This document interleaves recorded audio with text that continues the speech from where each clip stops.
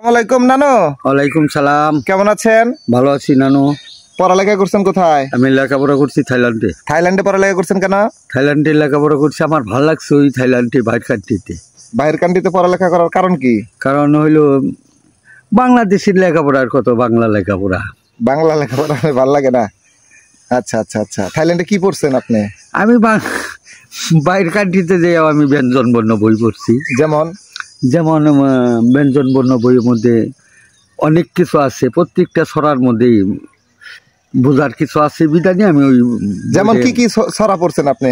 এই যে বলেন যে মাতা পিতা গুরুজনে সেবা করি কায়মনে, তারপর এই যে কানাকে কানা বলিও না, খোরাকে খোরা বলিও না, তা বলিলে তাহার মনে কষ্ট পায়, যত কয় তত নয়, যত তৎ মহৎ। এই যে আবার আরেকটা বলছে, কিছু কিছু লোক দান কইরা গল্প করে, কিছু কিছু ফার্মেসি যেও গল্প করে, লোক সমাজে গল্প করে না, বলতে কি দিন দেখিয়ে দান করিও, তীক্ষার করিও না। আপনি কই পড়ছেন? আমি ওই লেখাপড়া করছি আমি থাইল্যান্ডে। থাইল্যান্ডে এগুলা পড়ছেন আপনি? বাংলাদেশে পড়া কেন পড়েন নাই আপনি?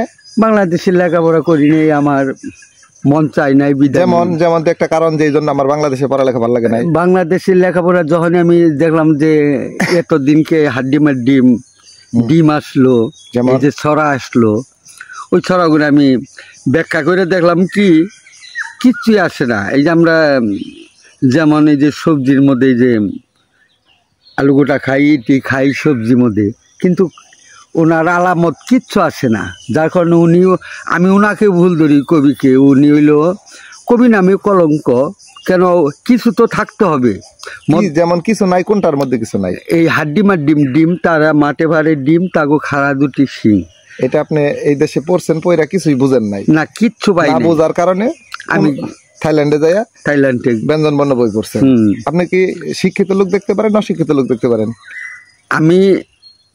আমি অশিক্ষিত লোক, আমি দেখতেই পারি না, কিন্তু ওদের মধ্যে যা মুখ দিয়ে আসে তাই বলে, যখন যে আচরণ তাই বলে। কিন্তু শিক্ষিতর যে একটা মর্যাদা, যার কারণে আমি শিক্ষিত লোকের সাপোর্ট করি, ভালোবাসি।